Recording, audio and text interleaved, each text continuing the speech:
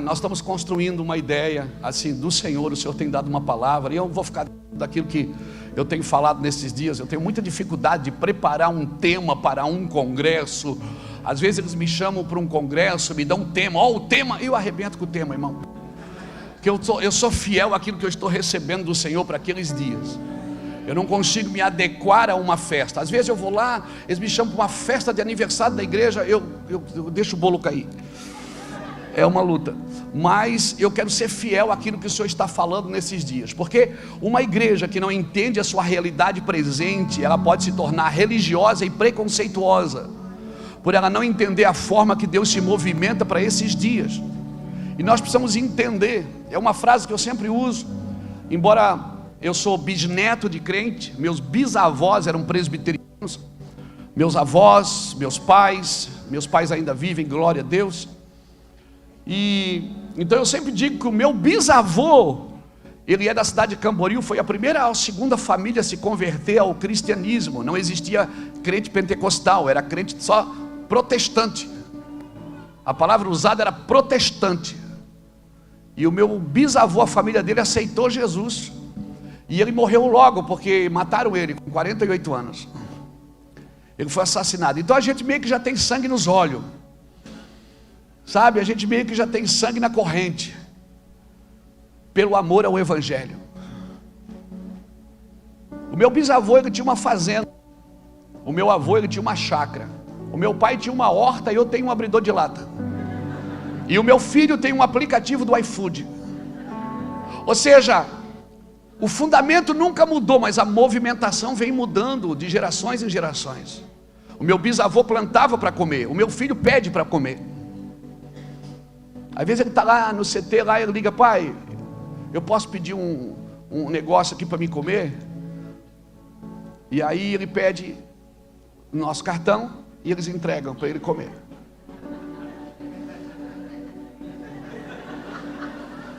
Coisa boa quando o pai dá crédito, né, irmão? Você pode estar onde está, sempre Deus serve a mesa. O meu bisavô plantava para comer, eu compro para fazer, e o meu filho já compra pronto. Ou seja, a movimentação mudou. E se você não entender essa movimentação como igreja, você pode atrasar o processo de Deus. Por quê? Porque eu não concordo, mas Deus não tem nada, não está nem aí se você concorda ou não. Você tem que obedecer. Você não tem que fazer o que você gosta, você tem que obedecer. E por isso, eu acredito que os céus estão investindo em homens que não têm vazamento. O céu está investindo em homens e mulheres que não têm vazamento, que estão debaixo de uma palavra. Amém? Então, você fez uma decisão. Você entregou a vida para Cristo, amém? Você aceitou isso, amém? Então agora você não tem mais escolhas alternativas. Todas as tuas escolhas têm que estar submissa a essa decisão. Amém, irmãos?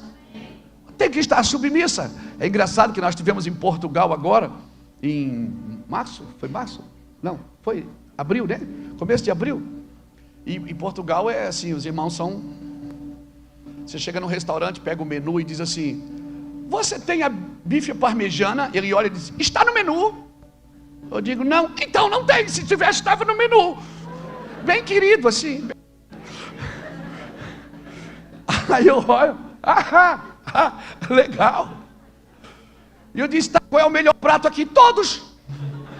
Se não fosse bom, não estava no menu. E como sou descendente de português também, eu achei graça, porque a gente é assim, né? Papo.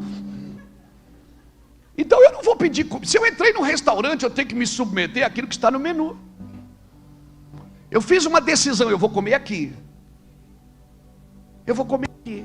Então, eu não quero isso aqui. Então vai comer em outro lugar, filho. Porque aqui o menu é esse. Esse é o menu do Evangelho. Então todas as minhas escolhas estão submissas a essa decisão. Eu decidi, eu quero Jesus, eu quero a Cristo. Não, mas eu vou escolher. Não, então você não pode escolher, que vai comprometer a sua decisão. Seja relacionado ao prazer, seja relacionada à prosperidade, seja relacionada ao relacionamento íntimo, seja relacionada ao casamento. Tudo que eu for fazer tem que estar submisso à decisão que eu fiz um dia. Eu quero Jesus e ponto final. Então, quando você não entende o processo, se você quebra na mão do oleiro, fica tranquilo. Isso é um batismo de continuidade. Se está quebrando na mão de Deus, não tem lugar melhor para quebrar do que na mão de Deus. Ah, mas Deus está me quebrando. Glória a Deus. Você quer ser quebrado por quem? Eu quero ser quebrado por aquele que está me discipulando, por aquele que está desafiando a minha vida. Amém? E se prepare, porque no caminho talvez você veja coisa que os outros não estão vendo, ou talvez alguém vai ver coisa que você não está vendo. Por exemplo, Jesus está entrando em Jericó. Imagina, cara, Jesus está entrando em Jericó, pastor Fernando. E aí tem um cego lá, o cara não está vendo. Aí diz: que barulho é esse? Aí alguém diz: é Jesus. Ele diz: Jesus! Ele começa a gritar: Jesus, filho de Davi! Jesus, filho de Davi! Aí alguém diz: cala a boca, rapaz, não atrapalhe o mestre. Aí Jesus para e diz: quem está gritando? Alguém diz: não, Jesus, é o cego. Ele diz: não, o cego é vocês, ele está vendo. Não, peraí, ele sabe quem eu sou. Se ele está me chamando de filho de Davi, ele sabe quem eu sou. Cegos são vocês que não estão vendo. Então se prepare, porque no caminho muitos vão ver, na realidade poucos vão ver o que muitos gostariam de ver. Porque a Bíblia, irmão, ela não é só extensa, ela é profunda. Você tem que gastar tempo para entrar em lugares profundos com Deus. Um evangelho raso não vai salvar você. E se salvar, só vai salvar. Só vai salvar você, mas não vai empoderar você para viver na terra com Cristo, para se tornar um grande empresário, para se tornar um grande esportista, um grande artista, um grande escritor, um grande comerciante. Porque às vezes a gente fala assim: Deus mandou eu deixar tudo por Ele. Eu não acredito que Deus quer que você deixe tudo. Ele quer que você deixe o pecado. Você tem que funcionar onde você foi colocado. Amém, irmão?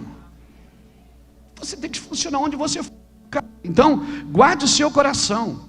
Jesus não é o que eu faço, é o que eu sou. É o que eu me torno. Por que Jesus multiplicava pães? Para dizer: eu sou o pão da vida. Por que ele ressuscitava Lázaro? Não, ressuscitar Lázaro faz sentido se Lázaro ia morrer de novo? Mas ele ressuscitava para dizer: eu sou a ressurreição da vida. Ele sempre fazia algo para dizer: eu sou isso que eu estou fazendo. Você se torna aquilo que você está fazendo. Então, mais importante do que aquilo que você está fazendo é aquilo que você está se tornando. Porque no final das contas, no final da missão, o que vai contar é o que você se tornou, não o que você fez. Se Deus tem uma linguagem de amor, não é o serviço, é o relacionamento. Porque no final o que conta é o que você se tornou. Muitos dirão: em teu nome eu curei, em teu nome eu revelei, em teu nome eu profetizei. Ele disse: mas eu não te conheço. Ou seja, você não se tornou alguém parecido comigo. Você fez em meu nome algo para você, não para mim. Essa é a hora que você diz: ai, aleluia. Então eu gostaria de gastar esse tempo com você aqui nessa palavra, irmãos. Nessa palavra de cumprir o propósito de Deus na sua vida. Então, 2 dias importantes para você. Primeiro, é o dia que você nasceu. Segundo, é o dia que você entender por que você nasceu. Deus tem um propósito na sua vida. E quem vive sem propósito é uma presa fácil para o prazer. É uma presa fácil, irmãos. E eu vou te falar: não tenha medo do propósito. O propósito, não tenha medo. O que te protege é a missão. A missão é protetiva, não é a popularidade. A popularidade empurrava Jesus para o trono. Cada milagre que ele fazia, eles queriam coroar ele o rei. O propósito empurrava Jesus para a cruz. A missão sempre empurrou Jesus para a cruz, não para o trono. Porque não existe sem trono, sem cumprimento da missão. Amém, querido? Eu e você precisamos entender isso. Ser salvo não te custa nada, mas viver a missão de Cristo vai te custar tudo, vai te custar a tua vida. E essa angústia, essa labuta diária entre carne e espírito, que a gente batalha, né? Diz, meu Deus, hoje eu acordei mal. Aí a gente pensa, por que eu estou mal? Você tem tudo para estar bem. Mas por que hoje eu não estou legal? Quanto que já ouviu isso? Hoje, o dia que eu não estou legal, eu ligo para alguém pregar no meu lugar. De vez em quando eu ligo, gente, hoje eu não estou legal, vou ficar em casa. Por quê? Porque é o meu dia mal. E eu também tenho dia mal. Você tem o dia mal? Tomara que não seja hoje, né, irmão? Todo mundo tem o seu dia mal, porque não é pecado ser gente. Porque até o dia mal contribui para o bem daqueles que amam a Deus e andam segundo o seu propósito. E eu preciso entender isso. Abra sua Bíblia comigo em Mateus capítulo 5. Mateus capítulo 5, versículo 17 diz assim: não penseis que vim revogar a lei ou os profetas. Não. Não vim para revogar, eu vim para cumprir. Eu vim para cumprir. E essa palavra cumprir, irmão, ela vem de plerô no grego, que quer dizer tornar cheio, completo, preencher até o máximo. Isso é cumprir. Jesus disse, eu não vim para revogar, eu vim para cumprir. Porque em verdade vos digo, até que o céu e terra passem, nem um i ou um tio jamais passará da lei, até que tudo se cumpra. Aquele, pois, que violar um destes mandamentos, postos que dos menores, e assim ensinar aos homens, será considerado mínimo no reino dos céus. Aquele, porém, que observar e ensinar, esse será considerado grande no reino dos céus. Porque vos digo que se a vossa justiça não exceder em muito, se a vossa justiça não exceder em muito a dos escribas e dos fariseus, jamais entrareis no reino dos céus. Aleluia, aleluia. Cutuca alguém que está do seu lado e diz, você não veio para fazer, você veio para cumprir. Você veio para cumprir o propósito de Deus. Você está aqui para cumprir algo. Amém? E se você veio para cumprir, você consegue chamar Judas de amigo.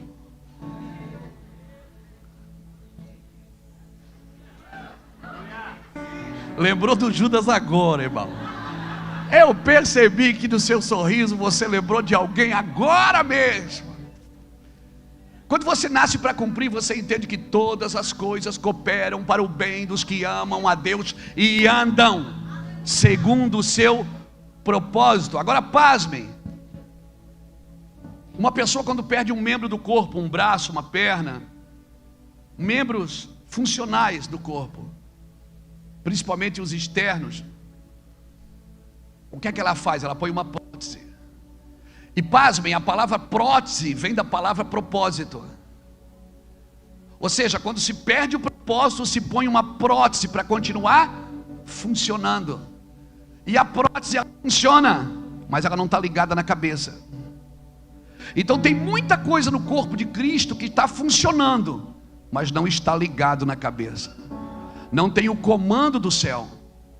Então eu e você, talvez como igreja, vamos precisar perder alguns funcionamentos. Porque não é a prótese. Deus não me chamou para funcionar. Deus não me chamou para dar resultado. Ele me chamou para dar fruto. E eu posso dar resultado, e o resultado é visto pelos homens, mas fruto, quem vê o meu fruto é Deus. Esse papo, eu conheço seu coração. Ninguém conhece o coração do outro, irmão. Só quem conhece é Deus. Essa força de expressão que nós temos, Charles, eu te conheço, você é um homem bom, eu conheço teu coração. Não, ninguém conhece. Ninguém conhece o coração do outro, quem conhece é Deus. Por isso ele diz, filho meu, dá-me o teu coração. Nós conhecemos o comportamento, conhecemos as manifestações, as emoções, as pessoas se expressam, mas o coração de um homem, as intenções do coração de um homem, só quem conhece é Deus. Por isso eu preciso entregar minha intenção para Deus. Não é só o meu serviço, Porque o meu serviço, ele precisa estar alicerçado e sincronizado com a minha intenção. Porque eu posso fazer com a intenção errada. Eu posso fazer para agradar pessoas, eu posso fazer porque eu ganho para fazer. Mas mesmo assim a minha intenção pode estar ruim. Essa é a diferença da obediência e da honra. Nem todo mundo que obedece honra, mas todo mundo que honra obedece. Por quê? Porque honra não tem a ver com base de troca. Eu honro porque eu quero, não é porque eu vou receber algum benefício por aquilo. Honrar, irmãos, é isso. Honrar é você dar porque você quer. Honrar é você fazer porque você entende que tem que ser feito. E essa linguagem, esse reino, ele tem uma linguagem, ele tem um vocabulário, e esse reino tem um alimento. Eu não posso comer qualquer coisa e expressar o reino. Lembra quando Deus tirou o povo do Egito, o que é que ele fez? A primeira coisa que Deus, quando tira o povo do Egito, a primeira coisa que ele faz é mudar o cardápio. Porque no Egito eles amassavam barro para comer. Agora Deus estava no ambiente, sou eu quem faço primeiro. Você vai acordar de manhã, o maná vai estar ali. A primeira coisa que o povo que ele tirou do Egito foi mudar o alimento, mudar a comida. Para dizer o seguinte: se você vai andar comigo, você tem que se alimentar de mim. Jesus deixou claro isso. Ele diz: quem de mim se alimenta, por mim viverá. Quem come do pão e bebe do vinho permanece em mim. Jesus deixou claro que propósito tem a ver com quem alimenta você. Meu irmão, Faraó levou Moisés, ou melhor, a filha de Faraó levou Moisés para o reino. Agora deixa eu te falar uma coisa. Por que Moisés teve que ser criado no Egito? Por quê? Porque ele ia ser libertador de escravo. Ele tinha que ser criado como príncipe, porque escravo não liberta escravo. Ele tinha que ser criado num lugar como um príncipe.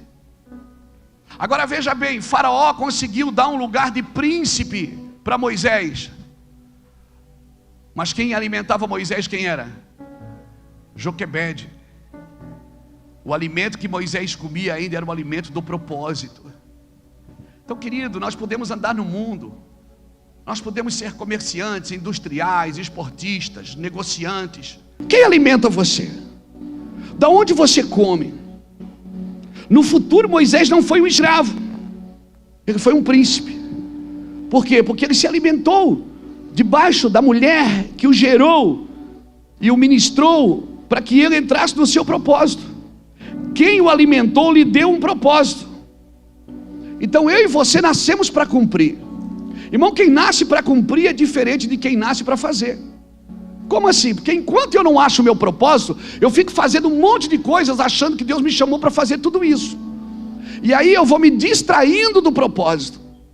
E quando eu falei aqui, falando do Fernando e do pastor Fernando e da pastora Débora, porque para mim é Fernando e Débora, né, gente? Então, respeita aí. Porque eles sempre andaram no propósito, sem arromba-portas, esperando o tempo certo de Deus. E isso é tremendo. Por que Jesus não casou? Porque ele não veio para casar, ele veio para morrer. Mas por que Jesus não constituiu uma família? E você não é da família de Jesus? Ele veio cumprir o seu propósito. E quando você vive para cumprir, os problemas desse mundo não te prendem, Beto. Você que passa a ser um problema para o mundo. Porque o mundo está indo numa corrente e você está indo em outra. Os sintomas do fim apontam para um lugar e você aponta para outro. E a impressão que dá é que você é desequilibrado. Em que país você vive? Às vezes as pessoas perguntam: pastor, mas você não está vendo? Eu digo: estou. Você não vai fazer nada? Não. Por quê? Porque eu estou cumprindo um propósito. A igreja está aqui para preparar a volta de Cristo, irmão. Não é para procurar um lado. O nosso lado já venceu. Pastor, mas você ouviu agora como é que está o Brasil? Todas as coisas cooperam, descansa. Nos dias ruins nascem os bons homens.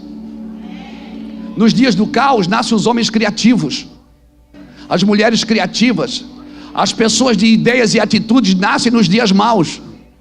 Então se prepare, porque nesses dias No tempo que Faraó estava matando criança, matando menino, nasce libertadores. No tempo que Herodes mandou matar menino, nasceu Jesus, um libertador. Então se prepare. Se preparem.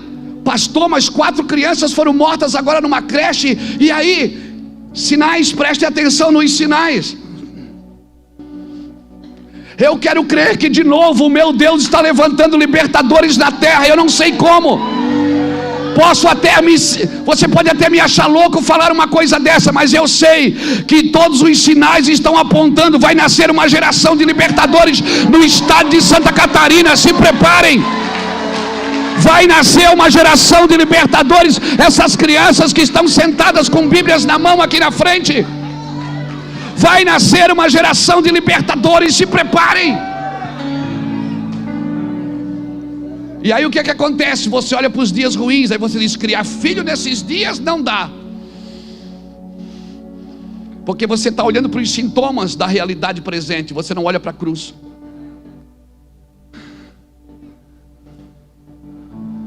Você está me entendendo, querido? Nós nascemos para cumprir um propósito. Os dias são maus, mas eu não sou daqui. Sabe, C.S. Lewis fala uma coisa interessante. Ele falava, né? Ele dizia assim: eu procuro coisas nesse mundo para satisfazer a minha vida e nada encontro. Então, a única conclusão clara que eu tenho é que eu não pertenço a esse lugar. Que eu não sou daqui. Eu estou aqui não é para contribuir com os sintomas do fim, irmão. Se a Bíblia diz que o amor vai acabar e a fé vai esfriar, eu trabalho contra isso o dia inteiro e todo dia. Os sintomas do fim são a apostasia, a falta de amor. A igreja não pode andar nessa quebrada. No dia que morreu aquelas crianças aqui em Blumenau, no domingo eu perguntei na igreja: quem queria matar esse cara que matou essas crianças? A igreja toda levantou a mão, tinha 1.600 pessoas sentadas na igreja. Eu disse: vocês querem salvar pessoas como? Como? Pastor, mas é porque o senhor fala porque não é seus filhos. Não, irmãos. Paulo fala em 1 Coríntios capítulo 9, versículo 19. Ele diz: embora eu sendo livre de todos, eu me faço servo de todos. Você tem que ser livre do mundo para poder servir o mundo melhor. Você tem que ser livre desta corrente sociológica, desta corrente ideológica do mundo, aonde o ódio está imperando, aonde as pessoas não têm mais paciência para nada, onde você tem que cuidar até quando abre um vidro no sinaleiro, porque você vai cumprimentar alguém, o cara pensa que você está xingando ele. Nós vivemos uma geração estressada, sem amor, numa geração que não tem tempo para um café, para um abraço, uma geração que não tem tempo. Você não transforma uma geração, irmãos, com presentes, mas é com palavras. Tem lugares que não precisa de vida melhor, precisa de profetas, que entram lá e dizem: assim diz o Senhor. Você pode transformar o mundo com palavras. Deus não te leva no meio do vale de ossos secos para dizer: ó, está tudo seco. Não, Deus leva lá para você dizer: ossos secos, vivam em nome de Jesus Cristo. Deus te chamou para profetizar, para declarar. Aleluia. Sabe onde eu queria estar agora? Eu queria estar em casa dormindo. Sabadão, meu filho. Descansar final de semana. Eu queria estar lá, mas eu preciso profetizar. Porque quando eu não consigo profetizar para a igreja, eu brigo com ela assim. Eu fico chato, eu fico ruim, porque eu estou carregado da palavra, eu preciso botar para fora. Ela olha para mim e diz: vai pregar, filho, vai. Apocalipse capítulo 10, versículo de 10 a 13. O anjo diz assim: foi-me dado um livro para comer, e quando eu comi o livro, na boca era doce, mas quando caiu no meu ventre, amargou. É assim que acontece a profecia dentro de você. Quando você recebe uma revelação, é docinha, você diz: meu Deus, vou pregar isso. Ninguém nunca pregou isso, eu vou pregar. É doce, mas aquilo cai dentro do seu ventre, irmão. Tira teu sono, tira tua fome. Você fica angustiado, você chora sem saber por quê. Eu vou pentear o cabelo, choro. Por que eu estou chorando, Jesus? Agora eu tenho até cabelo. A angústia da palavra. E se essa palavra não causa angústia em você, você é só um contador de história bíblica. Você está aqui para revelações. E se essa palavra que você está lendo está gerando angústia, não é para você odiar as pessoas, não é para você sentenciá-las, não, é para você amá-las, liberar vida sobre essa geração. O anjo deu para João comer o livro, e João comeu o livro, e ele disse: quando eu comi, na minha boca era doce, mas no meu ventre amargou. Então foi-me dito: convém que tu profetizes de novo. Quer ser livre da angústia? Abra a boca e põe para fora. Comece a declarar, anda nas ruas com as mãos estendidas. Você vai cumprir, porque não vai cair nem um tio dessa lei, não vai cair nem um tio, uma vírgula, vai se cumprir tudo, Fernanda. Então o que é que eu faço? Eu vou fazer a obra. Não, não é fazer a obra que você precisa. Você precisa saber o que Deus quer que você faça. Salmo 139, verso 16 diz assim: que no seu livro ele escreveu sobre mim, sem que nenhum dos meus dias existisse. Ou seja, Deus fez uma biografia sua e você não tinha nem nascido ainda, meu irmão. Você não tinha nascido ainda e Deus escreveu a sua história. Então o seu trabalho é acordar de manhã, procurar saber: Deus, o que o Senhor falou sobre mim hoje, nós vamos fazer juntos. Me diga o que eu devo fazer, como eu posso me movimentar. Se o Senhor já escreveu no seu livro sobre mim, eu ainda não sei, mas o Senhor já sabe. Então me conte o que eu tenho que dizer, o que eu tenho que fazer, aonde que eu tenho que ir, quem eu tenho que ajudar. Aleluia, alguém está me entendendo aqui?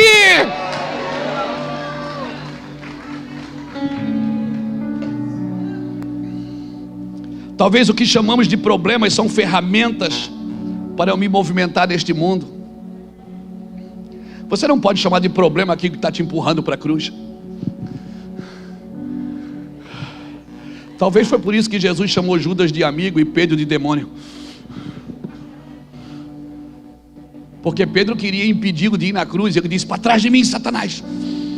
Mas Judas, que o beijou, ele disse: amigo, faz o que você tem para fazer e faz rápido, amigo. Quem é meu amigo? É quem me ajuda a ir para a cruz.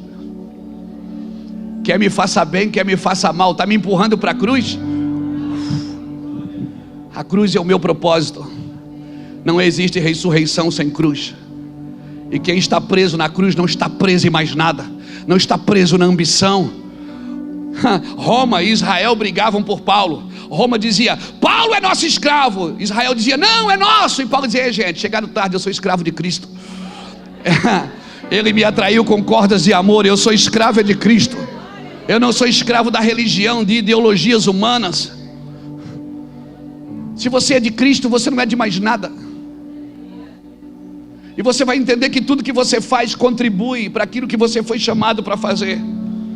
Pastor, mas está difícil. Então eu aconselho você a ler Tiago capítulo 1, versículo de 1 a 3. Meus irmãos, tende por grande alegria o passar de por provações, sabendo que a prova da vossa fé desenvolve a perseverança, e a perseverança deve terminar a sua obra, para que você seja maduro, completo, não tendo falta de nada. Aleluia, aleluia, aleluia. Então é isso. Tem uma frase que a gente usa muito lá no meu Van Itajaí, você não pode se contorcer na controvérsia. O que é isso? É não perder a cabeça com alguém que pensa diferente de você. Se contorcer na controvérsia, deixa a controvérsia passar. Não se contorce. Ame, apenas ame, apenas abrace. Mas eu não concordo, eu não concordo. Você não tem que concordar, você tem que obedecer. Deus não está pedindo conselho para você. Ele não está pedindo conselho para você para tomar decisões. Ou você participa disso, ou você simplesmente vai assistir isso de longe, por não concordar. E como é que eu sei que Deus quer fazer? A maioria das coisas que Ele te pede, você não quer fazer. E saiba, quando você quiser muito fazer, cuidado, pode não ser Ele que pediu. Mas eu estou com paz no meu coração. Mas o seu coração é enganoso. Eu quero libertar você de você mesmo hoje. Não é do diabo não, porque do diabo Jesus já libertou na cruz. Deus quer salvar você de você. Deus quer tirar de você do controle. Aleluia. Amém. Aleluia. O que é que a Bíblia diz? Não sejais tolo, mas sábio. Como? Remindo o tempo, porque os dias são maus. Não sejais tolo, mas sábio. Como? Remindo o tempo, porque os dias são maus. Qual é a diferença do tolo e do sábio? Está naquilo que ele faz com o seu tempo.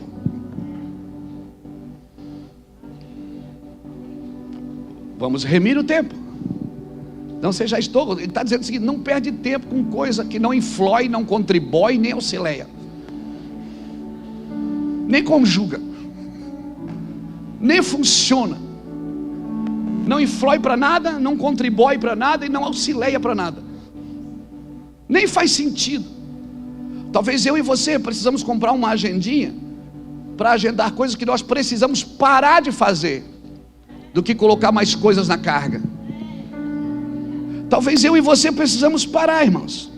A gente desperdiça muito tempo indo a Jesus pelas nossas necessidades.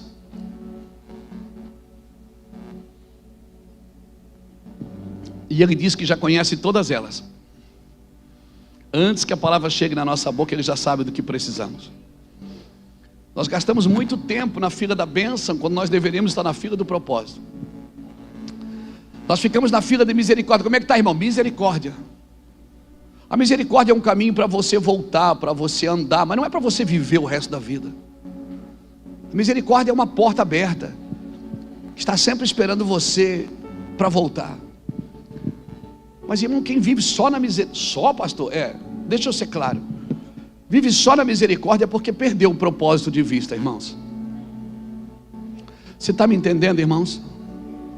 O propósito, irmãos, não é prótese, não é para funcionar, é algo que está ligado, é o Wi-Fi que está ligado direto. Pastor, mas eu já fui assim, mas agora eu perdi o propósito. Quem aqui tem um Waze no carro? O Waze, o Google Maps, quem tem? Você vem, nós estávamos lá em Itajaí, botamos lá, Mevan, Floripa, deu o endereço. Então a gente vem. Se eu entro numa rua errada, o que acontece? Recalcula a rota. A misericórdia, ela sempre vai recalcular a rota para você, mas não é para criar um novo caminho, é para trazer você de volta para o caminho. Mas o Wi-Fi tem que estar ligado, né, irmão? Senão você vai fazendo a rota conforme a sua vontade, não conforme a vontade de Cristo. Para viver no calendário de Deus, eu tenho que cumprir, e não um coração para fazer. A grande comissão, ela não é uma grande sugestão. Deus não está sugerindo para a gente. Deus está dizendo: você pode fazer, se você andar em obediência. E talvez você vai esperar por 10 anos o que vai acontecer em 10 segundos. E eu e você não podemos acelerar o processo. O reino dos céus, Marcos 4, está na Bíblia, 4, 23 ou 26, diz: o reino dos céus é semelhante a um homem que lança a semente na terra e vai dormir. Quando ele acorda, não sabendo ele como, a terra por si mesmo frutifica. Primeiro a erva, depois a espiga, e por último o grão cheio na espiga. Primeiro a erva, depois a espiga, e por último o grão cheio na espiga. Processo. Então quando vem a colheita, arranca-se o fruto. O reino dos céus é semelhante a um homem que lança e vai dormir. Pronto. Quem sabe o que está plantando pode descansar. Quando ele acorda, não sabendo ele como. Pastor Fernando abriu essa reunião dizendo: eu jamais imaginei. Porque você não sabe como. Porque se você consegue explicar como aconteceu, não foi Deus quem fez. Como? Não foi Deus quem fez. Mas eu sei, não sabe. Assim como tu não sabes o caminho do vento, nem como se formam os ossos no ventre de uma mulher grávida, assim tu não sabes a obra de Deus que faz todas as coisas. Por isso de manhã semeia a tua semente, de tarde não retires a tua mão, porque tu não sabes qual que vai prosperar, se essa ou se aquela. A gente nunca sabe, pastor Beto. Você faz uma coisa, pensa, Deus vai vir por aqui. Ele diz, não, eu vou pelo outro lado. Aí você arruma a frente, ele entra pelo fundo. Aí você vai lá, arruma o fundo, ele entra pela frente. Pela janela não.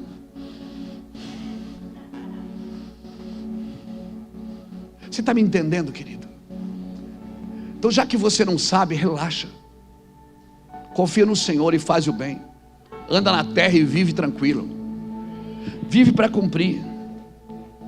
E por isso, se a igreja não entende isso, ela se torna preconceituosa e religiosa. E a gente vai criando doutrinas baseado nos nossos conceitos e preconceitos. E aí o passarinho criado na gaiola, ele pensa que voar é pecado. Quem foi criado em gaiola, ele pensa que voar é pecado. Ele está lá, peixinho do aquário. Ele está lá. Alguém me disse um dia, você é egoísta, tem que cuidar, você não pode pescar em aquário. Irmão, se é aquário eu não pesco, eu quebro o aquário. Porque ninguém nasceu para viver num aquário de ninguém. O peixinho do aquário ele não tem BO, porque ele não tem que lidar com o predador. Ele acorda de manhã, hein? A água está na temperatura adequada, porque se esfriou, o dono do aquário vai lá e regula a temperatura. Oh, camarãozinho, né? Como é que você quer hoje? A parmejana? Não. Alho e óleo. Ele está lá. Você acha que um peixe do aquário vai dar pai do Senhor para um peixe que vive em alto mar, irmão? É, Fernando? Não dá, irmão. A gente chega ali, aí, irmão, pai do Senhor, eu disse, paz. Vive em aquário. Não sabe lidar com o predador. Nunca fugiu de tubarão. Nunca fugiu de arraia. Nunca teve que se esconder na toca para não apanhar. A vida dele é tranquila. E ele diz, eu estou servindo ao Senhor. Não, cara, você não está. Você está sentado dentro de alguma igreja, alimentando a sua alma. Porque servir ao Senhor, você é desafiado todos os dias. Todos os dias você é desafiado a andar mais. Aí o cara fere você enxuga as lágrimas e diz para ele, paz do Senhor, meu irmão. Mas esse miserável, a paz, meu querido, por dentro você está...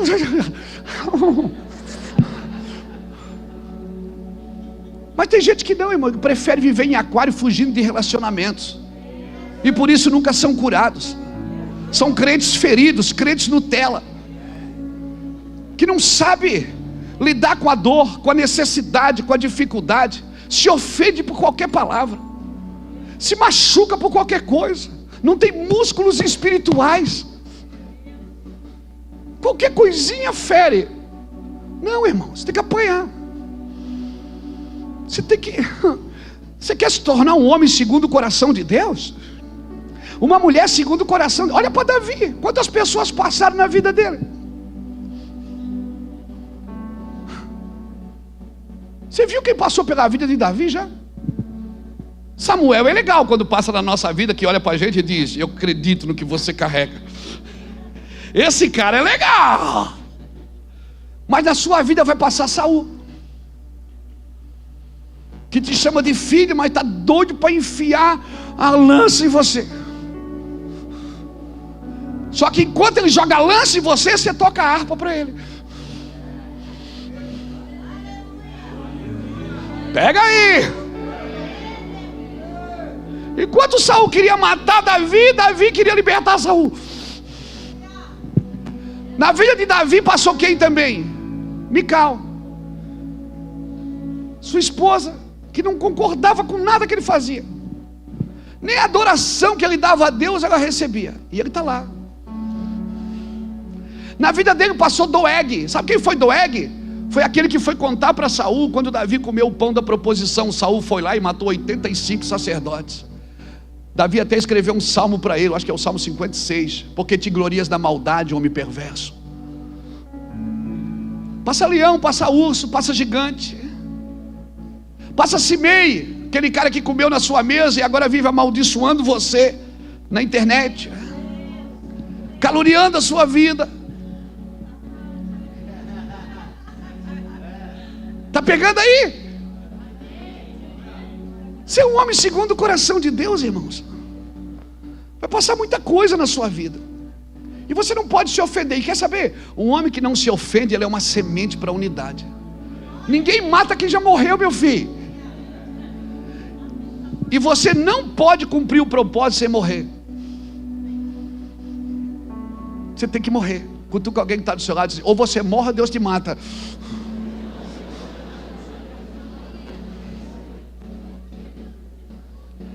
Não gostou não, porque não riu. Ou você morre, Deus te mata. Você só vai usar isso. Agora, depois que Jesus morre, o que acontece? Ele ressuscita. Onde é que ele vai primeiro? E você não, só quer estar no reino de Deus. Não. Homens ressuscitados, eles descem. Eles andam no meio das trevas. Eles não têm medo das trevas. Não pense que você vai aprender a lidar só com o reino. Você vai ter que aprender a lidar com os dois. Céus e terra se encontram, alinhando o seu plano. Você não canta? Você vai andar nas esferas, céu, terra e inferno. Tem dia que você vai estar mais para lá do que para cá. Tem dia que você acorda é pó, só tem pó em você, só é guerra. Tem dia que você acorda, você está lá no céu, não está nem aí para ninguém. Você acorda chorando já. Aí você diz: o que aconteceu comigo que hoje eu estou mal? Porque você está lidando com a terra. Aí você pensa que algo de errado está acontecendo com você. Não, cara. Você está cumprindo um propósito. Deus está arrebatando você por dentro. Amém. Por favor, tenha um senso de urgência na sua vida para cumprir esse propósito, meu irmão. E ninguém pode tirar um tio. Ninguém pode acrescentar nada e tirar nada. Jesus disse: eu não vim para vocês pensam que eu vim revogar a lei, eu vim cumprir a lei. E os profetas. Tudo que foi dito sobre mim, é isso. Vou viver. Uma mulher, quando ela está para ter um filho, ela está indo para a maternidade, ela não passa no shopping para fazer compra, irmão, porque ela tem um senso de urgência. O filho já encaixou no nascedouro. E quando encaixa, irmão, não adianta o médico querer devolver, não volta. Eu tenho um filho, o Anderson, ele tem 32 anos, ele fez o parto da sua filha menor. Em 2017 eu estava no Japão e a esposa dele grávida, 12 horas de fuso horário, e ele é nosso filho do coração. Ele chegou na nossa casa com 9 anos de idade, e hoje é ele que administra todo o Ministério Mevan. Ou seja, a casa de paternidade é administrada por um órfão, que não é mais órfão, glória a Deus. E ele foi buscar a esposa dele para levar para a maternidade. E quando chegou na porta do apartamento, ela disse: amor, está nascendo. Ele disse: não. Ela disse: tá. Ele correu no quarto, esticou um edredom. É edredom ou edredom? Edredom. É porque a gente fica titubeando no edredom. O edredom, Beto, você está entendendo? É edredom. Te mete 2 palavras hoje, irmão. Edredom. Ele foi no quarto e esticou um edredom. E a esposa dele começou a parir. E eu estou no telefone com ele do Japão, 12 horas de fuso horário. Eu dizia: meu filho, e aí? Ele dizia: eu quero devolver, mas não volta. Esperando o SAMU chegou 27 minutos depois. Quando o SAMU chegou, a criança já estava mamando. Eles cortaram o cordão e levaram os 3 para o hospital: o pai, a mãe e o filho. Ficou tudo ruim. E Deus me deu uma palavra lá no Japão. Eu estava chorando, 2017. Estava eu, o Reuel e o Júnior e o Gladson no hotel, e a gente começou a chorar. E eu disse, e Deus começou a falar comigo: filho, o Brasil está prestes a parir uma geração que não vai nascer na mão de especialistas, vai nascer na mão de órfãos, de gente que não foi cuidada, amada, protegida, mas vai dar, eu vou colocar na mão desses uma geração de filhos e filhas que vão transformar essa nação. Então se preparem, porque seus filhos cumprirão o seu propósito. Amém? Deus vai converter o seu coração ao coração do seu filho, e converter o coração do seu filho a vocês. Então entendam, por favor, você nasceu para cumprir um propósito. Não tenha medo, mas os dias são maus. Ei, olha o que a Bíblia diz, leia depois, estude Mateus 24, estude Marcos 13, estude Lucas 21. Aqui está dizendo tudo o que está acontecendo e você não está prestando atenção. Tudo o que está acontecendo e a gente na igreja fazendo campanha para enriquecer, quando nós deveríamos acordar para aquilo que Deus está dizendo. Alguém levante a mão comigo e diga: misericórdia!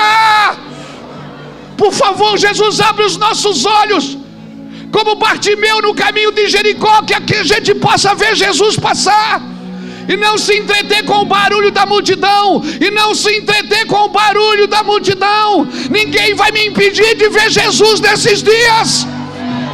Aleluia! Aleluia! Aleluia! A pergunta é: como recomeçar? Como recomeçar? Primeiro, nós não podemos cumprir sem as ferramentas corretas, sem a habilidade de Deus, sem a palavra celestial. Aquela mulher de Lucas 15, versículo 8, quando ela perdeu a dracma, ela tinha 10. Ela perdeu uma moedinha que ia no véu. Ela poderia ter amarrado um pouquinho, puxado um pouquinho, pronto, ninguém ia perceber. Esse é o problema. As pequenas coisas que perdemos dentro de casa, elas vão apontar para as grandes coisas que vamos perder fora de casa. Ela perdeu dentro de casa. Ela parou. O problema, irmãos, não é fazer a obra, é fazer a obra negociando valores. Vamos cansando no caminho e vamos negociando os valores. Homens cansados negociam valores. Esaú chegou cansado do campo e vendeu o seu direito de primogenitura. Sim, ele vendeu. Que adianta ser primogênito se eu estou com fome? Do que adianta ter promessa se eu estou cansado? Não canse, a obra de Deus não pode cansar você. Se cuide, priorize algumas coisas que não podem ser negociadas.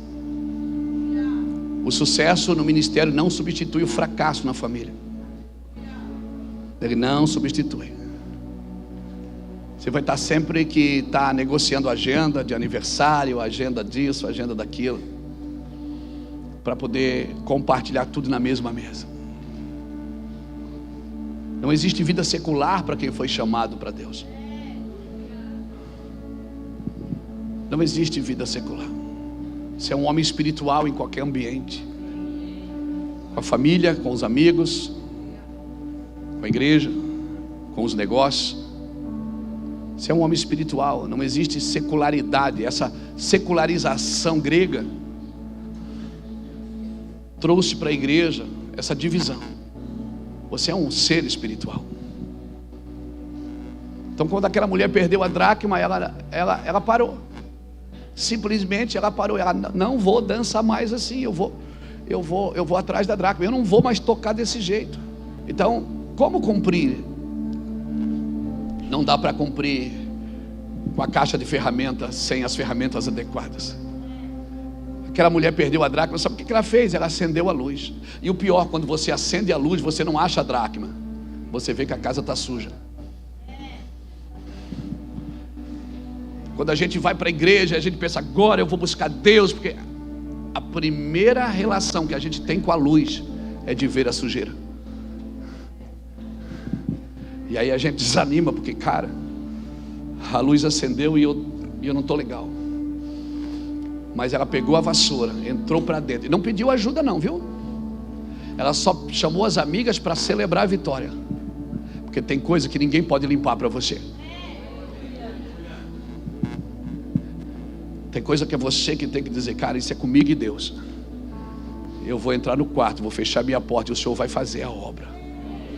E quando ela achou a dracma, ela chamou as amigas. Aí ela confessou, ela disse: sabe por que eu estou chamando vocês aqui? Porque eu estava perdida, mas Deus me deu graça. Aleluia. E eu achei a dracma que foi perdida. Então eu chamei vocês para celebrar comigo a minha vitória. Então, irmãos, a revelação que não mostra a faxina que tem que ser feita é só vaidade de pregações. A revelação que não mostra que a casa precisa ser limpa vai tornar pregadores e pastores vaidosos.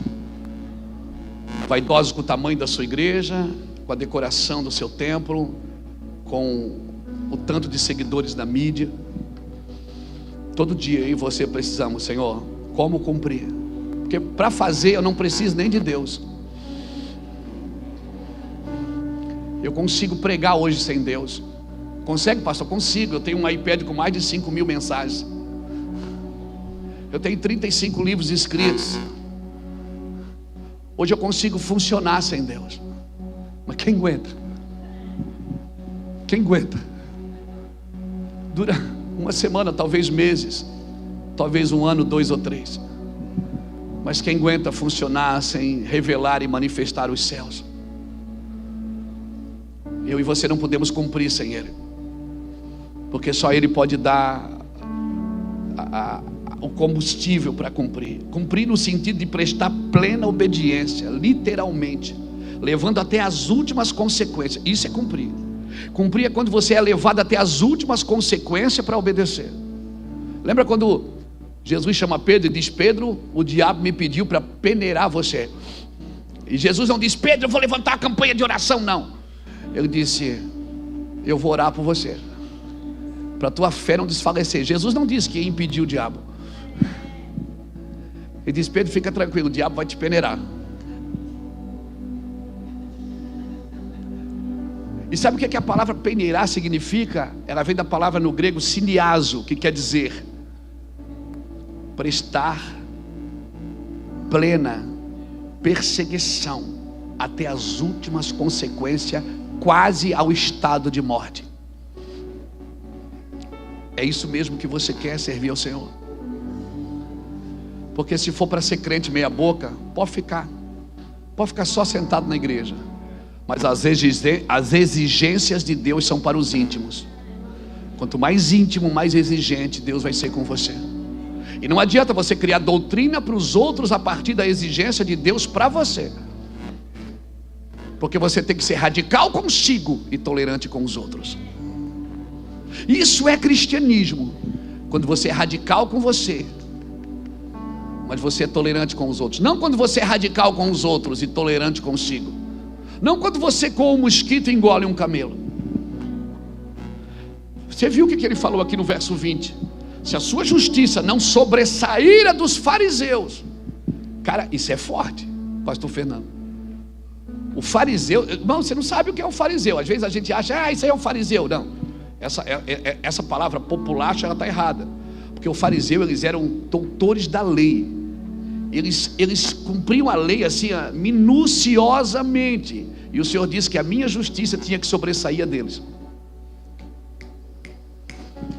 Não é procurar vírgulas na Bíblia para acusar os outros, para sentenciar os outros. Até porque a Bíblia é uma carta de amor, não é uma carta de juízo. É uma carta de amor. E para cumprir, eu não posso, não vou dizer nem preciso, eu não posso só pregar o que Jesus pregava. Eu tenho que também ver por que ele não fazia algumas coisas. Tinha algumas coisas que Jesus não fazia, pastor Saulo, e a gente precisa saber por que ele não fazia. E a gente quer fazer até o que Jesus não fazia. A gente quer ser mais santo do que Deus. A gente olha para alguém e diz: Deus não gosta disso. Quem somos nós para saber o que Deus gosta?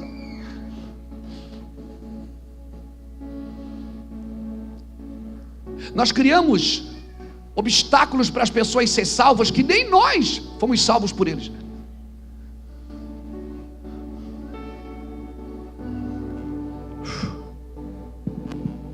Os excessos e as necessidades tem sido duas ferramentas que o diabo tem usado muito esses dias. Ele tem usado a necessidade das pessoas para tirá-las do propósito eterno. Aí as pessoas vão para a igreja atrás de um sacerdócio de serviço, não de um sacerdócio eterno. E o excesso, irmãos, às vezes é mais difícil lidar com o excesso do que com a necessidade, porque os homens caem pelo excesso, não caem pela necessidade.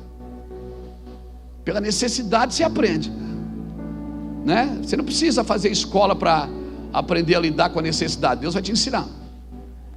Você precisa aprender a lidar com o excesso. O barco de Pedro não afundou enquanto ele não pegou nada, começou a afundar quando ele começou a pescar, porque o sucesso é muito mais perigoso do que o fracasso. A pessoa entra no sucesso, Deus começa a abençoar ela, dá tudo certo, ela pensa, Deus está comigo. E não tem coisa pior do que você prosperar num lugar que Deus não aprova.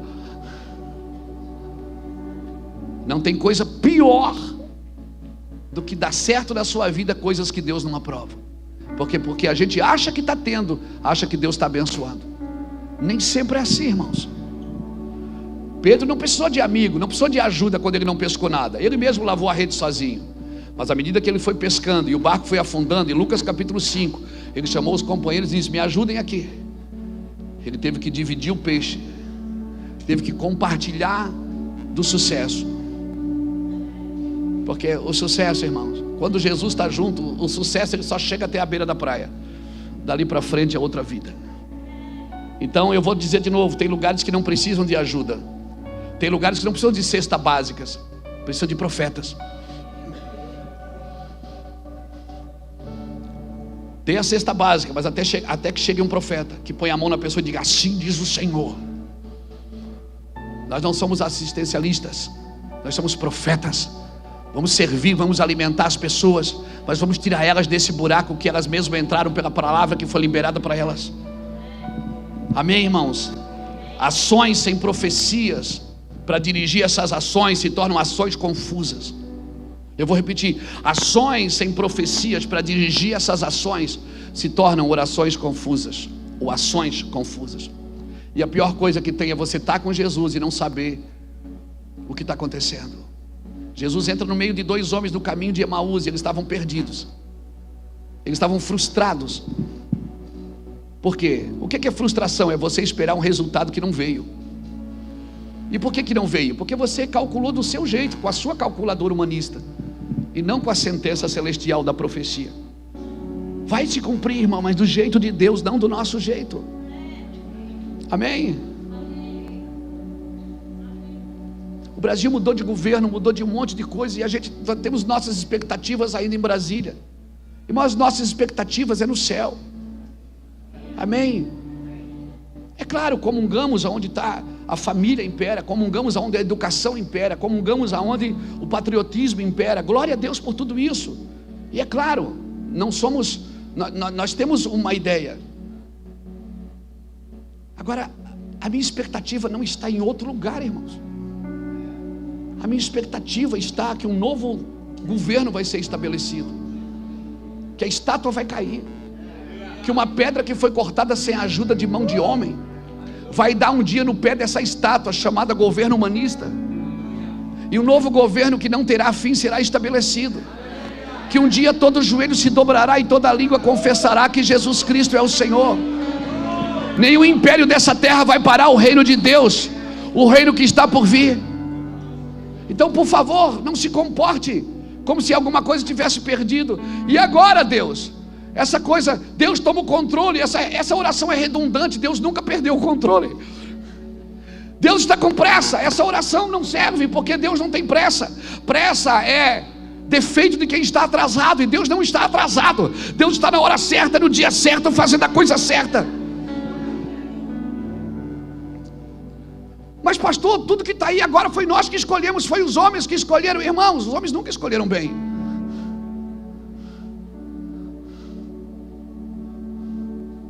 Mas ninguém pode parar. Os iatolás já tentaram. Tem um monte de gente aí tentando fazer leis para proteger a igreja não precisa disso. A igreja precisa de profetas. Os iatolás já tentaram parar a igreja. Hitler já tentou parar a igreja. Os Césares já tentaram, os faraós já tentaram. Flávio Augusto já tentou. Nero já tentou. Todo mundo que tentou morreu, irmãos. Se acabou em nada. E nós brigando para a igreja, até a igreja precisa ser defendida, ser guardada. Ah, que nojo disso tudo. Se grudem na profecia que diz: Ele está voltando. O reino dos céus. Jesus chegava sem nada nas mãos para mostrar, sem nada atrativo, sem nenhum atrativo, sem nenhuma distração. E ele dizia: é chegado o reino de Deus. As pessoas diziam: cadê? Aonde está o reino? Mostra-nos o Pai, pelo menos. Ele dizia: quem vê a mim vê o Pai. Pilatos olhou para ele e disse: eu tenho poder para te matar. Ele disse: você não tem poder nenhum se o meu Pai não te der. Eu tenho poder de fechar a sua igreja, acabar com o seu ministério. Você não tem poder nenhum, miserável, a não ser que meu Pai queira que isso aconteça. Porque se meu Pai não quiser, você morre tentando. E se meu Pai quiser, ninguém tira a minha vida, eu a dou. E os crentes com medinho, crente que tem poder na palavra. Você ora para um câncer e diz: câncer, sai. Cara, Saulo, ele sai.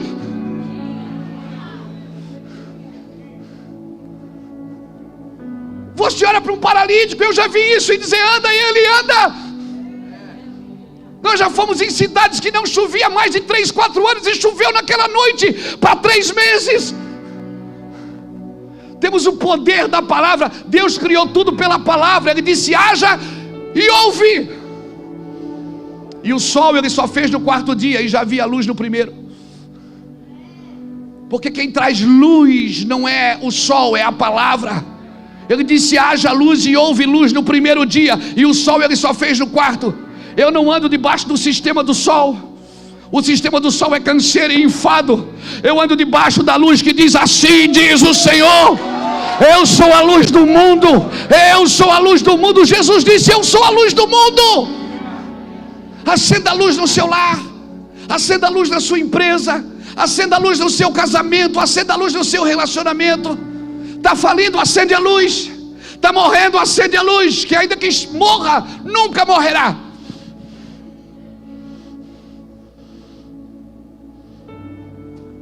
Então eu preciso de coragem, pastor? Não, você precisa de amor.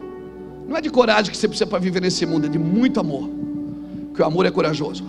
Ele tudo sofre, ele tudo crê, ele tudo suporta, mas ele jamais acaba. Aleluia. Você está me entendendo, querido? Corra na direção do propósito.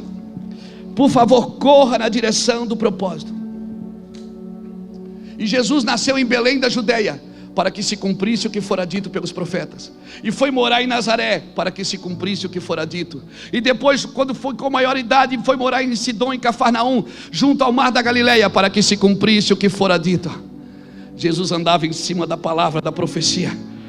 E ele disse: vocês não me conhecem? Eles falam de mim, está tudo escrito na Torá sobre mim. Os profetas falaram a meu respeito, Moisés falou de mim. Nós somos filhos de Abraão. Ele disse: se vocês fossem filhos de Abraão, vocês viam o que Abraão viu, porque Abraão viu o meu dia e glorificou. Vocês não estão entendendo. Jesus veio dando relatos de que ele estava cumprindo a profecia. Ele sabia o que estava escrito. Ele criava situações favoráveis ao cumprimento, e ele agia, ele fazia a sua parte. E quando Jesus chegava, se cumpria. Ele passava um dia num lugar, voltava de manhã. Aí quando chegava, dizia para os discípulos: vamos voltar lá. O discípulo: mas a gente veio de lá onde? Ele disse: vamos voltar lá. Chegava lá, eu fico imaginando um discípulo cutucando o outro, dizendo: o que a gente veio fazer aqui de novo? Aí sai um cara nu do cemitério e se joga na frente de Jesus. Ele cumpria a profecia, irmãos. Ele andava exatamente no lugar que ele precisava estar. O coração de quem faz é diferente do coração de quem cumpre. Porque o coração de quem faz só faz quando tem dinheiro, só faz quando tem alegria, só faz quando o vento é favorável. O coração de quem cumpre não. Cumpre com lágrimas, cumpre quando o barco está virando. Oh meu Deus, Cumpre quando não tem onde reclinar sua cabeça. Ele cumpre com carro ou sem carro. Ele não está arrumando argumentos para justificar a sua inutilidade. Quem vive para cumprir não procura argumentos para justificar a sua inutilidade. Ele está sempre fazendo. Eu já fiz de bicicleta, eu já fiz em cima de caminhão, eu já fiz na praça, eu já fiz dentro do ônibus. Quantas vezes eu entrei no ônibus de Itajaí, no coletivo, e dizia: ei, Jesus te ama. Todo mundo olhava e eu saía pela porta de trás, porque eu não tinha dinheiro para continuar. Eu já fiz quando me deram oferta, eu já fiz quando não me deram. Eu já fiz quando deram oportunidade, eu já fiz quando tiraram a oportunidade. Então não venha dizer para mim o que fazer. Eu vou morrer fazendo isso, até a última gota. Me gastarei e me deixarei gastar por isso. E se eu morrer pregando, não chorem. Saiba que eu estou cumprindo o meu propósito. Se você me vê morrer pregando, não fica: o pastor Luiz está pregando, viajava tanto. Viajei tanto e vou viajar mais. Se prepara. E vou andar mais na estrada. Os profetas do Velho Testamento, os apóstolos, eles não enviavam ninguém, eles iam. E é assim que nós vamos fazer, irmão. Fazer enquanto é dia, porque a noite vai vir. Ela não é uma suposição, não é uma sugestão, ela virá, ela virá. A noite vem qual que ninguém vai poder trabalhar. E eu vou fazer enquanto é dia. Vou fazer enquanto é dia. Tendo lugar para dormir, tendo lugar para comer, tendo lugar para namorar com a pastora Iraci, tendo lugar para abraçar os meus amigos e meus irmãos, tendo lugar para ver meus filhos fluindo. Eu vou continuar. Não tenham pena de mim. Por favor, não orem com pena. Eu não estou cansado da igreja. Eu não estou frustrado com ela. Eu não estou decepcionado com os pastores. Eu não vou para a internet falar mal da igreja. Eu estou alegre com a igreja. Eu estou feliz da vida. A igreja, ela está morta, mas ela vai ressuscitar. Está que nem o corpo morto de Cristo.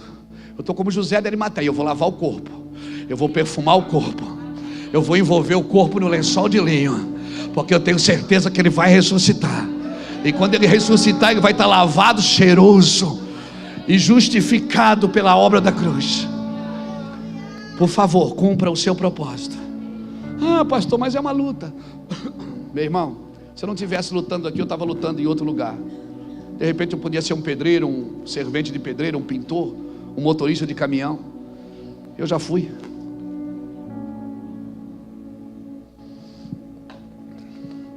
Às vezes tem gente que diz para minha esposa: eu não sei como a senhora aguenta, o apóstolo não para em casa, vive viajando. Ela diz: filha, eu já fui esposa do traficante, agora eu sou esposa do apóstolo. Eu sei onde ele está. Pelo menos agora eu sei onde ele está dormindo, e eu sei com quem está com ele. Então relaxa, vai cuidar da sua vida.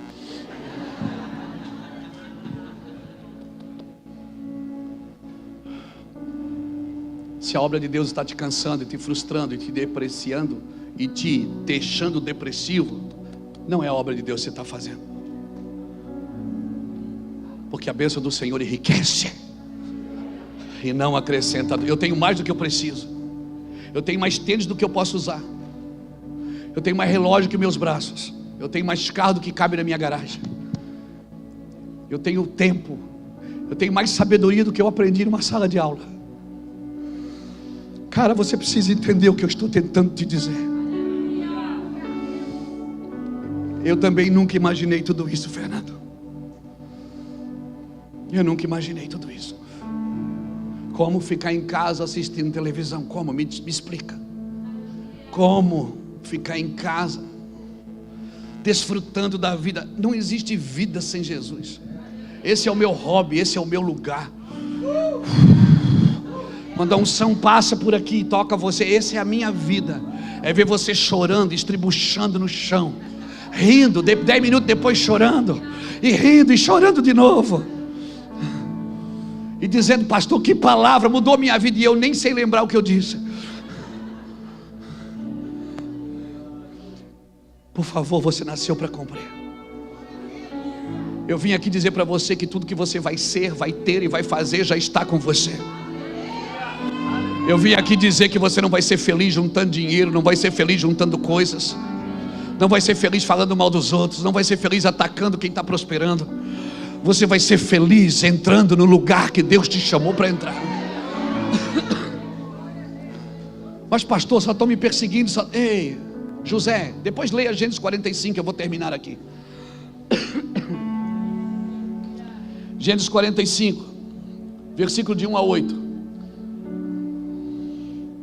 Depois de anos, pelo menos uns 13, 14 talvez, José está diante dos irmãos que o venderam como escravo. Cara, depois de 13, 14 anos, José está lá diante dos irmãos que o venderam. E tem dois sentimentos dentro dele: vou arrancar a cabeça desses caras ou eu vou perdoá-los. José sai e chora, que a Bíblia diz que todo o Egito ouviu José chorar. Ouviu José chorar. Ele gritava, ele uivava, porque ele estava lutando contra os seus sentimentos. E o dia que os irmãos estão ali, ele tira a indumentária do Egito e disse: eu sou José, a quem vocês venderam para o Egito.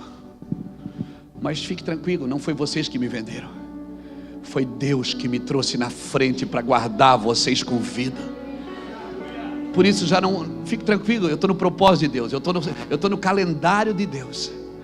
E os irmãos ficam pensando: uau, agora a gente vai morrer. Ele diz: não, fique tranquilo, não foi vocês que me venderam. Vocês falaram mal de mim, vocês me criticaram, vocês me atacaram, vocês arrumaram amante para mim, vocês arrumaram roubo para mim, vocês arrumaram um monte de coisa para mim. Mas fique tranquilo, Deus me trouxe na frente para guardar vocês com vida. Porque já passou 2 anos de fome, ainda tem mais 5. E hoje eu sou pai de Faraó. Está escrito lá. Depois você lê o capítulo 45, versículo 8. A minha tradução diz que ele disse: e Deus me pôs por pai de Faraó, governante de toda a sua casa, administrador de toda a terra do Egito. Como regente em toda a terra do Egito. Assim não foste vós que me enviaste para cá, senão Deus que me tem posto por pai de Faraó. Até Faraó precisa de paternidade. E você quer que Faraó morra?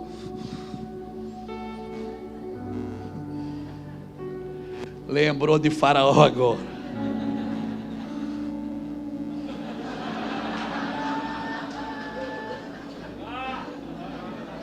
Eu sei que você quer que Faraó morra.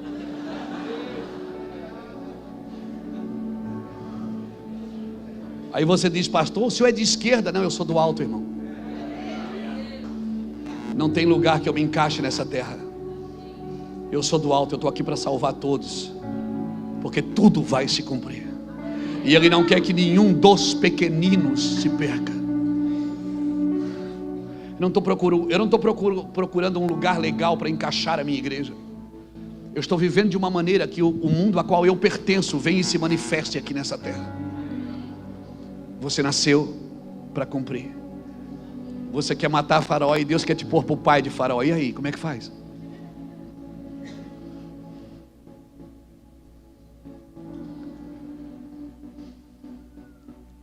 Eu vou mais fundo ainda. Você quer matar o cara que matou as crianças. E Deus quer dizer: estive preso e fosse me visitar. Pastor, é muito forte, é muito forte. E eu estou baseado aqui no pai de uma das crianças que apareceu na televisão e pisou na igreja e disse assim: eu vou sentir falta do meu filho, mas eu perdoo esse homem, porque eu sou cristão e eu sirvo a Cristo. Eu chorei na frente da minha televisão, e aquele ódio que também estava dentro de mim, me dobrei meu joelho na frente da televisão e disse: perdão, Senhor, nós ainda não sabemos ser igreja na terra.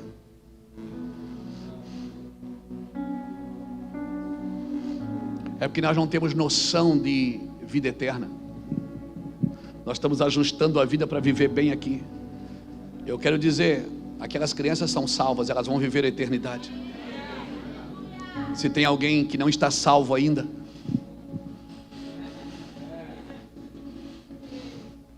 cara, é loucura o que eu estou falando. Talvez você saia daqui e vá para a internet me criticar. Talvez já estão me criticando ao vivo na internet. Eu não estou nem aí para ninguém. Não devo satisfação para ninguém. Não foi eles que morreram na cruz por mim. Ninguém é capaz de dar o amor que só Cristo pode dar para você.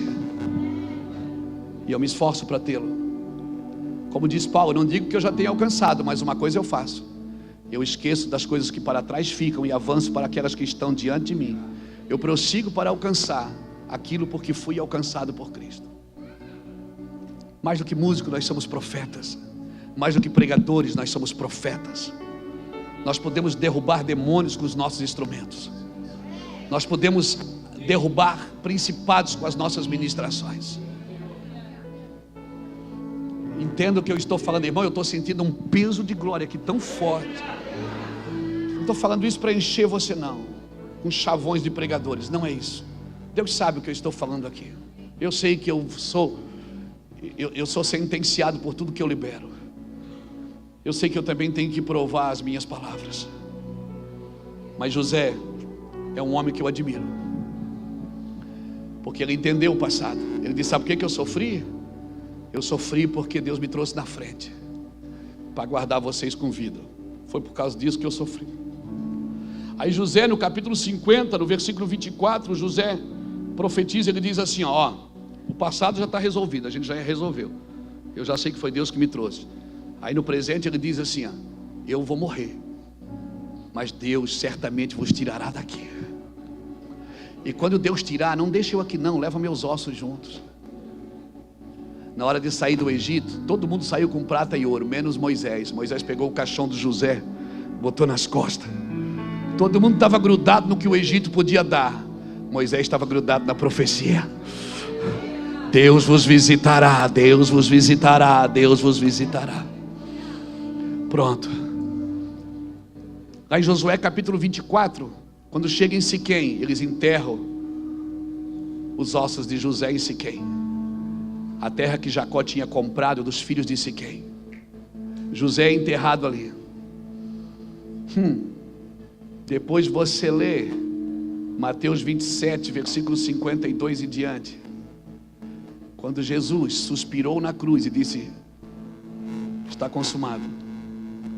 A Bíblia diz que muitos túmulos de santos que morreram se abriram, e muitos dos santos foram vistos na cidade. Siquém fica a 11 quilômetros de Jerusalém. A minha pergunta é: será que o Zé...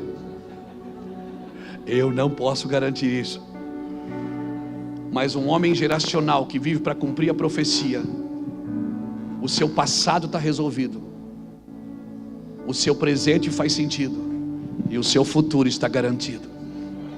Será que José queria ir para perto da cruz? Eu não sei. Eu só estou na minha imaginação santificada. Eu estou tentando achar que sim. Ele resolveu o passado com os irmãos, resolveu o presente com o Egito, resolveu o futuro com a eternidade. Muitos santos que dormiram foram vistos em Jerusalém. A minha pergunta, para botar uma pulguinha atrás da sua orelha: será que o Zé estava lá? Alguns, para entrar no calendário de Deus, vão ter que matar os bois e queimar os carros. Alguns vão ter que deixar as suas coletorias de impostos. Alguns vão ter que voltar para a faculdade. Alguns vão ter que sair da faculdade. Alguns vão ter que, talvez, fechar a sua igreja e abrir uma empresa. Alguns talvez vão ter que fechar a sua empresa e começar um ministério. Por favor, no seu livro ele escreveu sobre você. José virou governador, Esther virou rainha. Uns têm que deixar, outros têm que se tornar. Mas por favor, entenda todo o propósito. Pastor, mas por que nada dá certo na minha vida? Até o que não dá certo tem sentido. Davi casou com Mical. Mical era estéril. Como que um homem segundo o coração de Deus casa com uma mulher que não pode dar um filho para ele, para continuar sua linhagem? Deus nunca permitiu Davi construir nada na casa de Saul. Mical era estéril, e Davi queria se casar com Merabe, não era com Mical. Só que quando Saul quebrou aliança com os gibeonitas, e os gibeonitas pediram 7 filhos da casa de Saul, se Davi tivesse casado com Merabe, 2 filhos que seriam mortos naquela noite, seriam 2 filhos de Davi. Porque no cumprimento da profecia, até a esterilidade tem um propósito para proteger você. Deus não deixou Davi gerar na casa de Saul, porque lá na frente, quando os gibeonitas pediram 7 filhos da casa de Saul, se Davi tivesse gerado filho na casa de Saul, tinha sido os filhos de Davi que teriam sido sacrificados por causa da aliança com os gibeonitas. Então não reclama se não está dando certo, procure entender. Senhor, amém, procure entender, porque até a esterilidade para cumprimento de um propósito, entenda. Quando Judas se assassinou, se matou, a igreja logo já queria encher a cadeira, botou Matias. Matias só aparece 2 vezes na Bíblia. Espera, igreja, Deus já tinha Paulo preparado. Não se antecipe na agenda de Cristo, ande na agenda de Deus. Quantos lugares que as pessoas diziam, você tem que ir com a gente, eu digo, não é meu tempo, não é meu tempo. Anos atrás, um grupo da nossa igreja foi fazer o visto americano, para ir para os Estados Unidos. Pastor, vão com a gente e tal. Eu disse, não, Deus não quer que eu vá. Mas como, pastor? O senhor, não vou, não é meu tempo. Um dia eu acordei em casa, ele assim botou a mesa do café, a gente estava tomando, o Espírito Santo falou assim, vá na embaixada e faça o seu visto, eu vou te levar para os Estados Unidos, o meu irmão vai começar lá também. Eu fui na embaixada sozinho, peguei minhas fitas cassete, aquelas fitas de VHS, levei um monte de coisa. Aí cheguei na fila, o cônsul olhou para mim, que você vai fazer nos Estados Unidos? Eu digo, eu vou pregar o evangelho. Ele olhou para mim, evangelho, mas na América tem muitos pregadores. Eu disse, não, que nem eu. Não tem um cara que nem eu. Ele olhou para mim e fez assim, gostei de você. All right. Seja bem-vindo aos Estados Unidos. Ele nem viu nada que eu levei.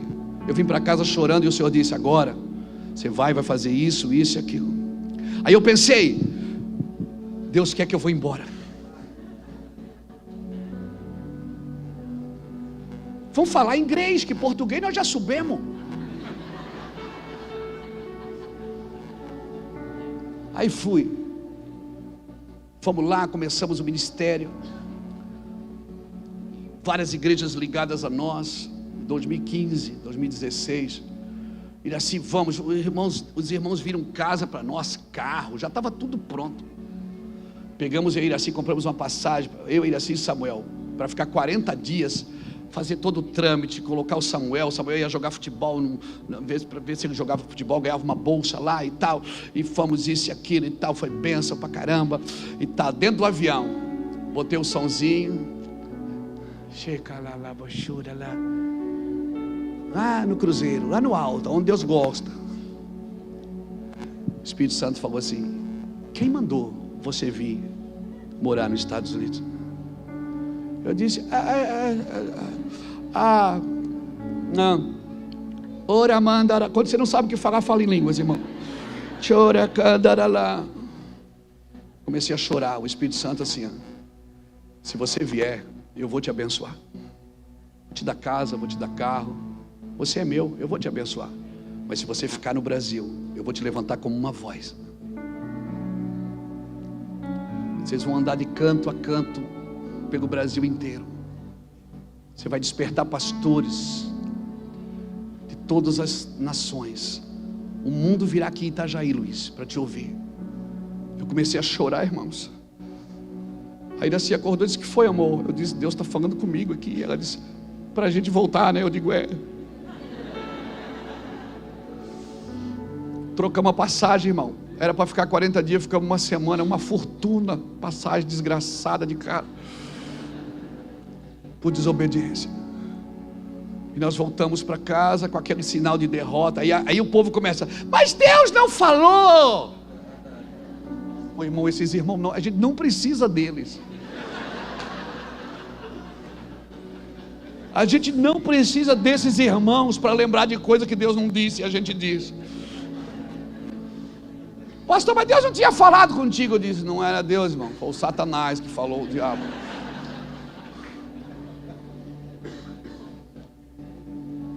E aí nós começamos o processo. E hoje nós estamos vivendo, irmãos, esse lugar. Eu não fui num lugar nessa nação que Deus não estivesse lá.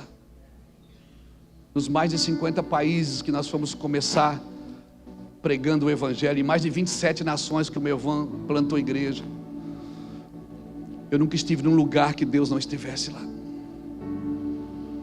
Eu nunca fui a lugar nenhum por dinheiro. Sempre sou eu que compro as minhas passagens, né, Cris? Depois, quando a igreja pode, ela ajuda. E se ela não der? E se o pastor prometer e não fizer, quem vai para o inferno é ele, não sou eu. Eu tenho uma ideia, eu tenho uma palavra de Deus. Faça. Vai. Então deixa eu te falar. Não espere que alguém acredite naquilo que Deus te disse, como você tem que acreditar. Não espere. Quando eu atendo às exigências do povo, eu faço. Mas quando eu ando no calendário de Deus, eu cumpro. Eu cumpro.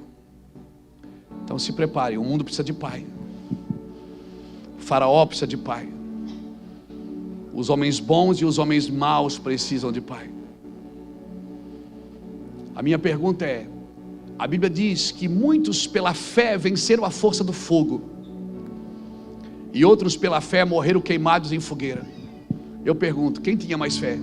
Quem parou o fogo ou quem morreu na fogueira? Os dois. Muitos pela fé morreram de Covid, outros pela fé venceram o Covid. Aí eu te pergunto, quem tinha mais fé? Quem morreu ou quem ficou? Não se trata disso, meu irmão. Se trata de você entender o propósito, morrendo ou vivendo. Você entendeu o propósito de Deus para a sua vida. E não cochear em dois pensamentos, e saber que Deus pode todas as coisas. Eu quero orar por você. Eu acho que a gente pode orar agora, a gente está bem sóbrio. Eu quero orar por você.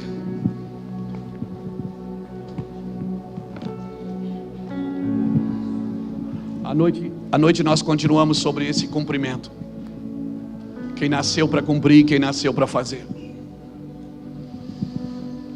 Viva na agenda de Deus, no calendário de Deus.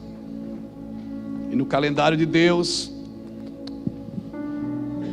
às vezes as pessoas dizem, pastor, não vai fazer nada. Eu digo, não. Por quê? Deixa a água correr. A água limpa a água. Tem coisas que você não trata. Meu irmão Júnior, quem conhece meu irmão Júnior, cabeludo? Meu irmão Júnior foi o último irmão a sair das drogas. Fazem, acho que 16 anos. O Júnior, a gente trazia ele para trabalhar no ministério, ele empenhava o carro da igreja. Lá eu ia na casa do traficante, pegar o carro da igreja que ele tinha empenhado, ele estava lá, levava ele para a casa de recuperação. Nós internamos o Júnior acho que umas 20 vezes. Um dia eu sentado na casa dele disse, Júnior, eu não consigo mais. Não consigo mais te ajudar porque você não quer. Eu só posso ajudar se você quiser. O dia que você quiser, me bate, me procura, porque a gente vai te ajudar. O Júnior está dentro de uma boca de droga, meia-noite e meia, 1h da manhã mais ou menos.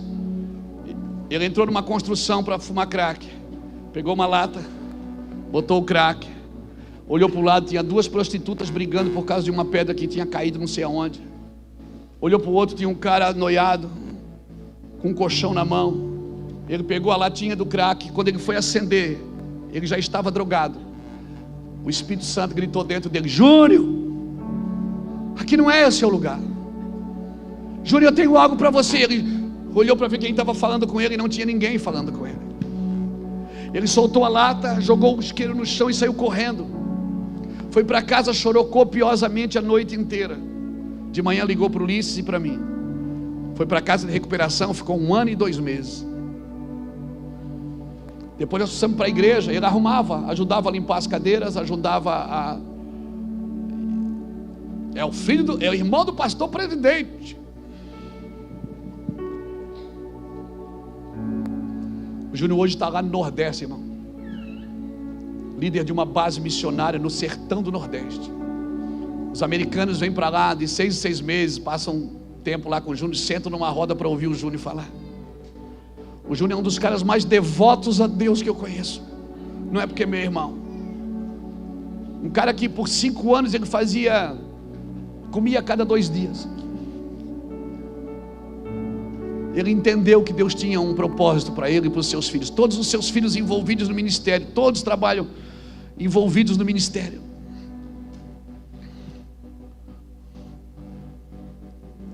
Quando chega o tempo de Deus. Então, por favor, eu vim aqui provocar você. Meu trabalho aqui é provocar você. Você não precisa de mais nada, já está tudo aí. Você precisa parar de olhar para fora e começar a olhar para dentro para viver aquilo que Deus tem para você. Eu repito, você não vai ser feliz juntando dinheiro, você não vai ser feliz fazendo coisas. A popularidade não te protege, o que te protege é a missão. Se Deus falou profundamente ao seu coração, sendo você rico ou pobre, morando em Alphaville ou em Alfavela, na cobertura ou na calçada, tendo títulos eclesiásticos ou não, eu convido você para sair do seu lugar e procurar um lugar aqui na frente. Eu acho que a gente pode orar juntos agora, para um propósito, e dizer: Deus, essa não é a minha vida, eu sei que tem mais.